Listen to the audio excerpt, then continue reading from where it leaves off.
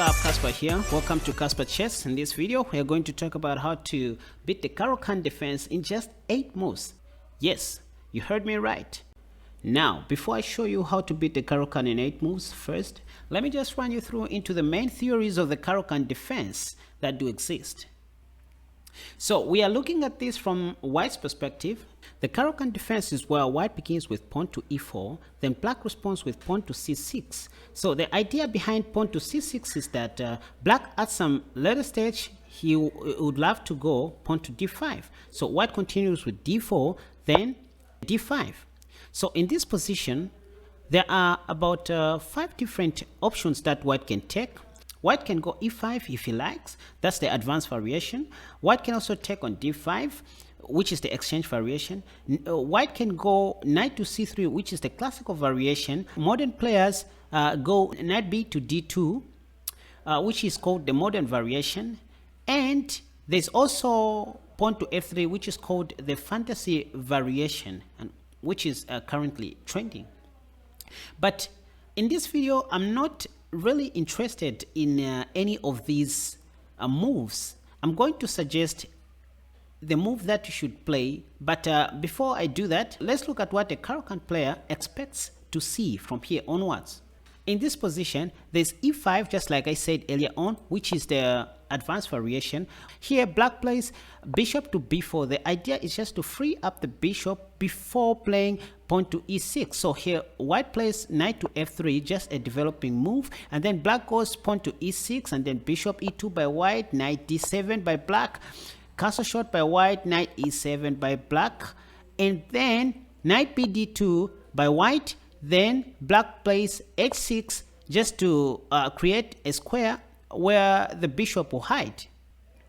For example, if let's say in case of any attacks here, Black has a place where to put the bishop, and then from here White goes c3, just completing that pawn chain, and then Black responds with queen to c7 most of the times, which is the popular move. So here I've highlighted the other continuations that Black may respond with. For example, in the near future, Black would love to put this bishop on h7, and then he will go knight to f5, and then he also has plans to break the center with pawn to c5.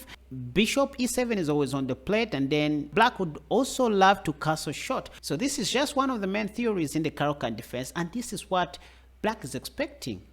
Okay, again, after pawn to d5, Black can also choose to take on d5, which is called the exchange variation. So in this variation, oftentimes you will see Black taking on d5, and then after c4, Black will play knight to f6, and then the most common move is knight to c3 by White, and then e6 by Black, just completing that pawn chain, knight to f3 by White, bishop b4, just pinning down the knight to the king, and then oftentimes you will see White taking on d5. This is all what Black has prepared for.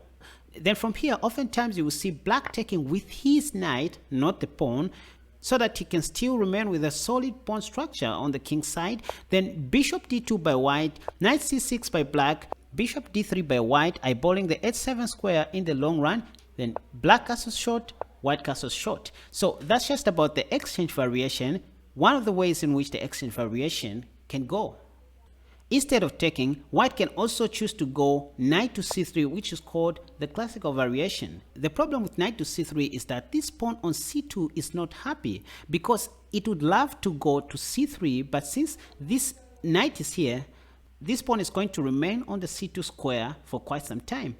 So after Black takes, knight will take on e4, then oftentimes you will see Black playing his bishop to f5. Idea is just to attack the knight, and then here the right continuation is that White puts his knight on g3, then bishop g6 by Black, h4 by White, aiming to go h5, then h6 by Black, just trying to create a hiding place for the bishop, then knight to f3 by White, queen d7 by Black. Then the most common move in this position is h5, which was also played in the game between Kasparov and Anand.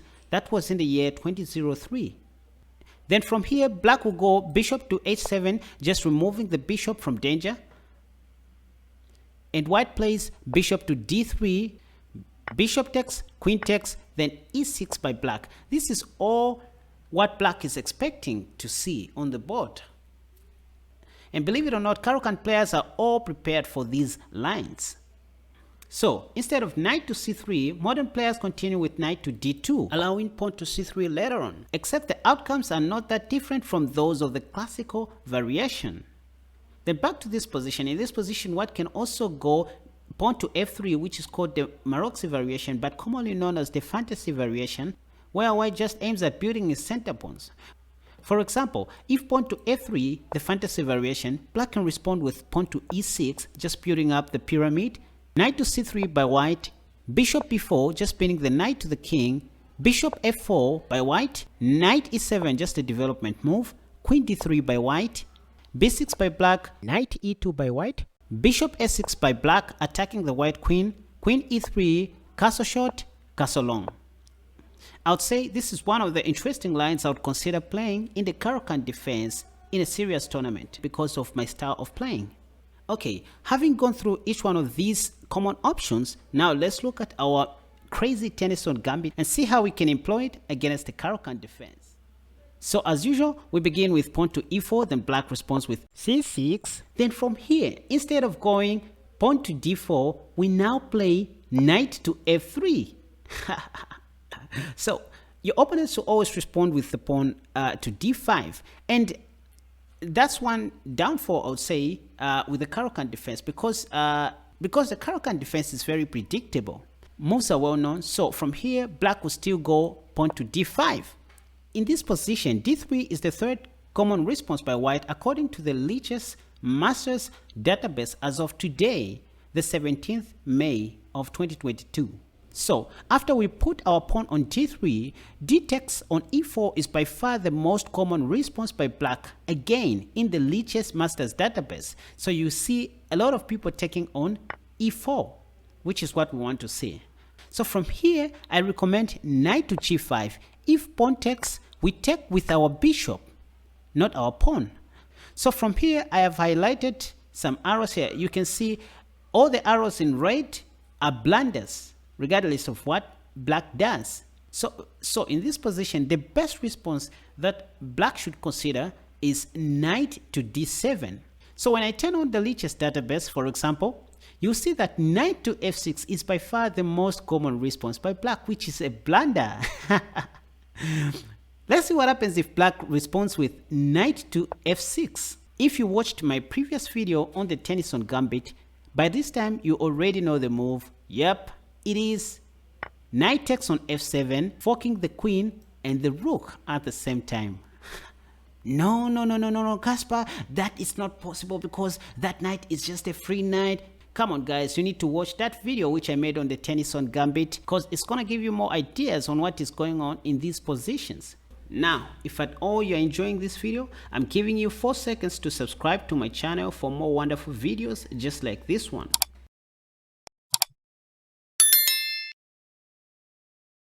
Now, surprisingly enough, the position that you're looking at right now was reached in a classical tournament over the board chess. And the victim was the 2211 chess player. 2211 chess player who was trapped in this same position. So you need to know these traps and gambits in order to know more about chess, guys. So what is happening here? If black takes, we give him a check, sacrificing our bishop. Note that our bishop covers the whole of this diagonal.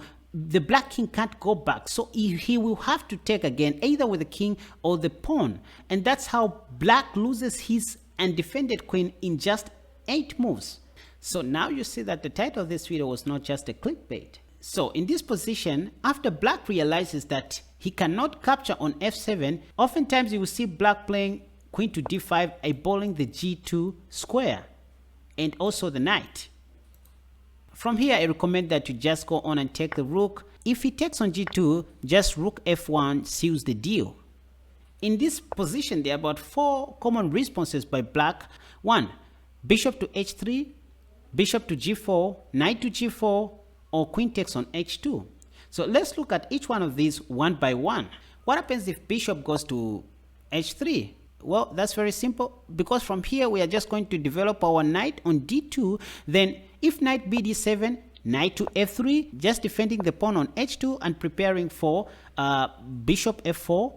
If bishop g4 by black, bishop e2 is the way to go. Castles long, then knight to f7, attacking the rook, knight to e8 by black, rook g1, queen h3, knight 7 g5, queen h5, bishop e3, h6, h3, bishop takes on f3, knight takes on f3, queen takes on h3, queen d4, knight b6, castle long. Here position is plus 8.4 advantage for white, believe it or not. So which means we are okay and we are winning. That was bishop to h3.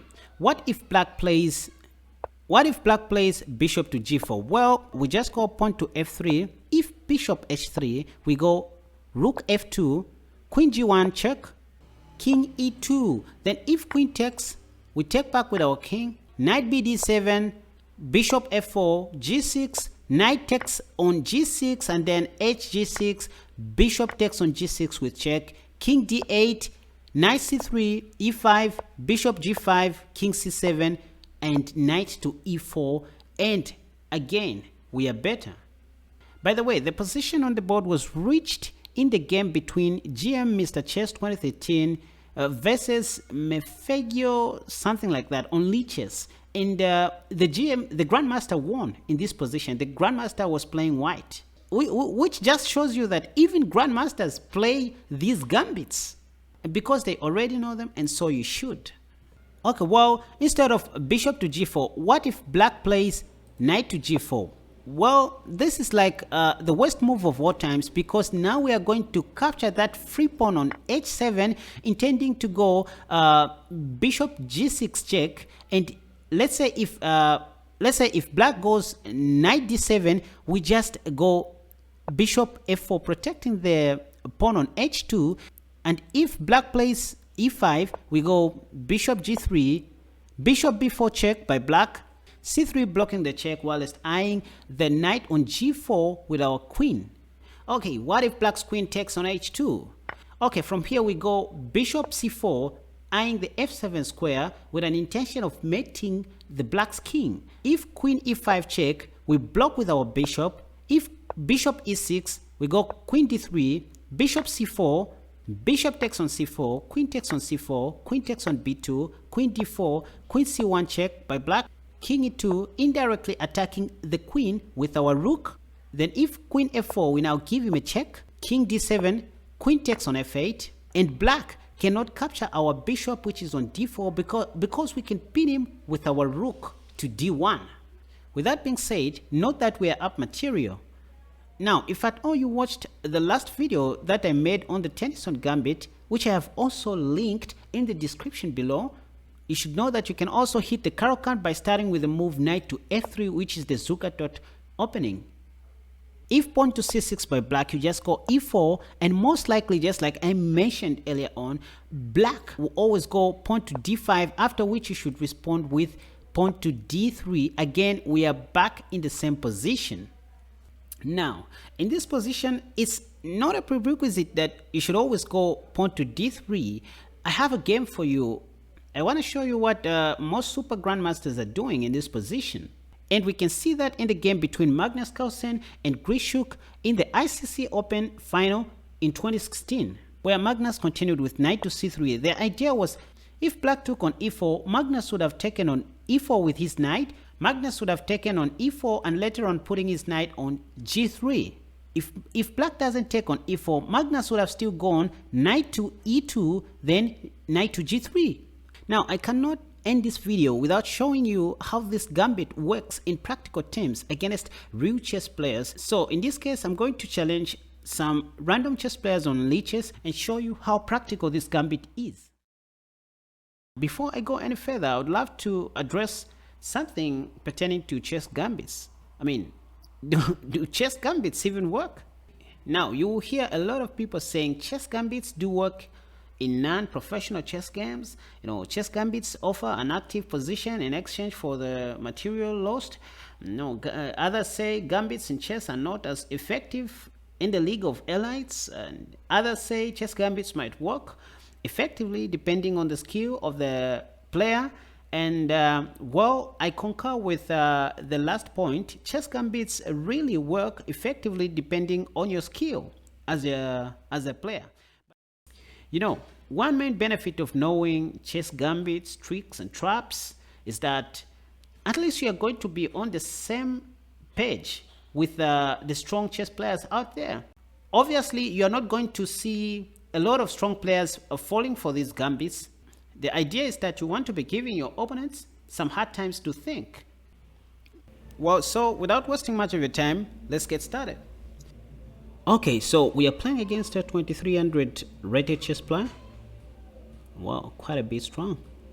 If I play e4, is he going to respond with the Caro-Kann defense?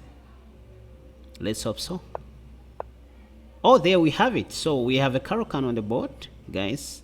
Let's see if he's going to fall for the same traps. So plan is to go knight to f3. And if he goes pawn to d5, I'll go knight to g5. Or maybe start with pawn to d3 first. Yes, and then if he takes, I'll go knight g5. That's the idea. So pawn to d5. If pawn to d5, d3, knight to g5. So see guys, they always play d5 because that's what they are taught in the Karakan. Knight to c3 first. Idea is to take on d3 with my bishop if black takes. Okay. If h6, I take on f7. Wow. Now I'm fucking the queen and the rook. If king takes, I'll give him a check on g6, winning his queen. Now I'm attacking his bishop. Let's attack his pawn on b7. And there's nothing he can do. Now I'm attacking his rook on a8 and the pawn on c6. Let's capture the pawn. What are we going to do? Castle. What is he even doing? Let's start exchanging some pieces. Wow, now that's a bit tricky. Okay, I can still go queen s6 because the knight on f6 is still pinned. Oh, I can take his bishop, indirectly defending my queen. If rook takes, I'll take with my knight and then attack his rook on b8. I think that's the way to go. Yep, I think that's interesting. Is he going to take? Ah, come on. Now I'm threatening to take the rook on b8. And also I have a check. Forking his king and the bishop.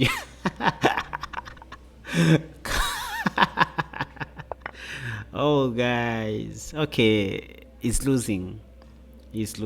So, oh my God. So bishop, no.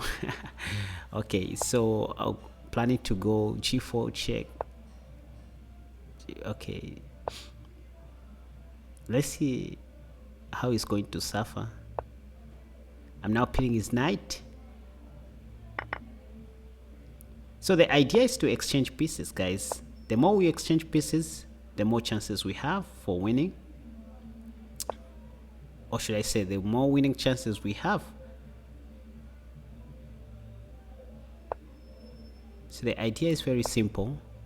When you're up material, or when you have an advantage, it's high time to start exchanging the pieces. So there I just traded the rooks. Now I'm trading the knights.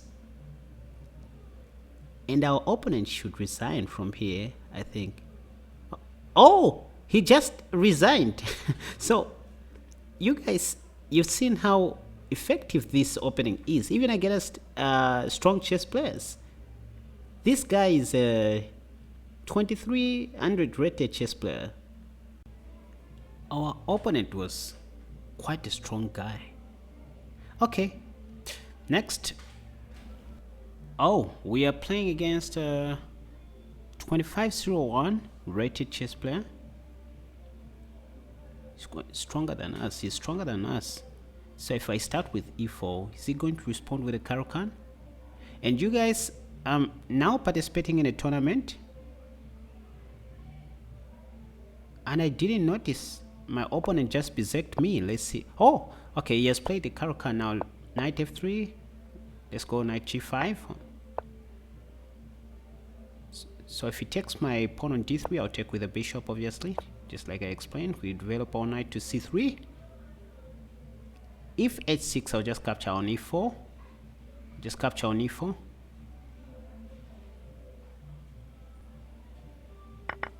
Okay, is he going to play h6?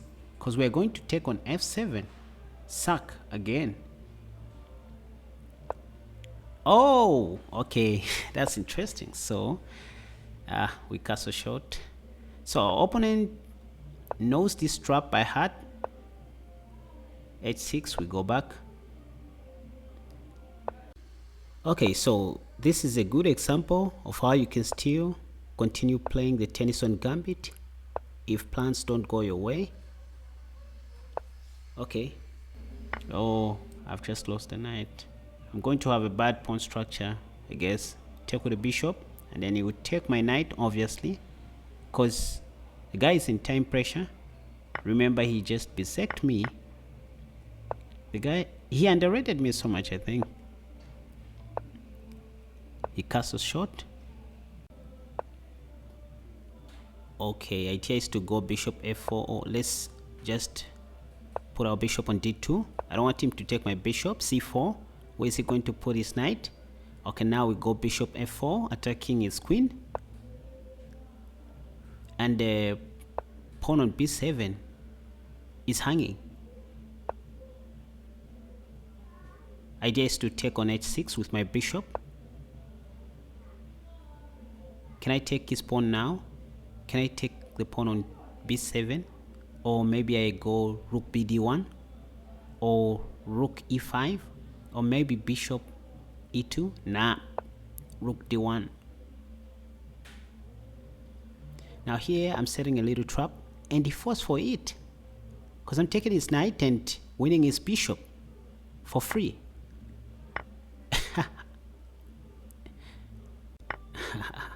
I think under normal circumstances my opponent cannot hang his bishop like that. Maybe it's because he's in time pressure, because he berserked me. And now he's exchanging pieces. Why is he doing this? Actually, it's me who's supposed to be doing that anyway. h3 is always on the plate in case of anything.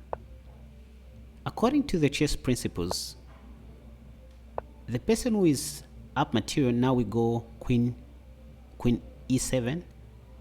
If rook c8, we'll go queen to d8. Yep, queen to d8, attacking his queen. Idea is just to exchange all the pieces.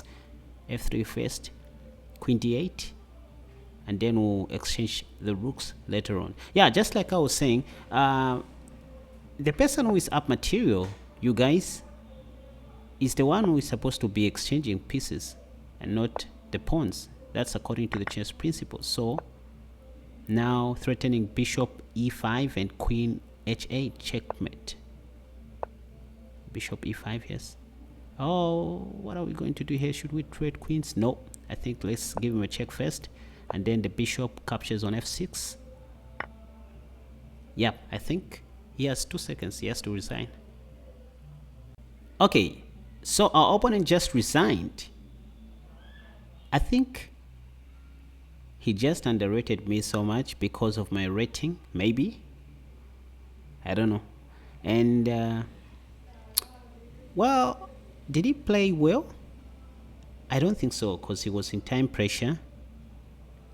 He didn't know what Kaspa can do, but I guess he's very strong, and maybe even stronger than me. But you guys, you've seen how this gambit works, and I hope you enjoyed this video. Thank you for watching this video, and please hit the like button, leave your comments down below, and don't forget to subscribe for more videos just like this one.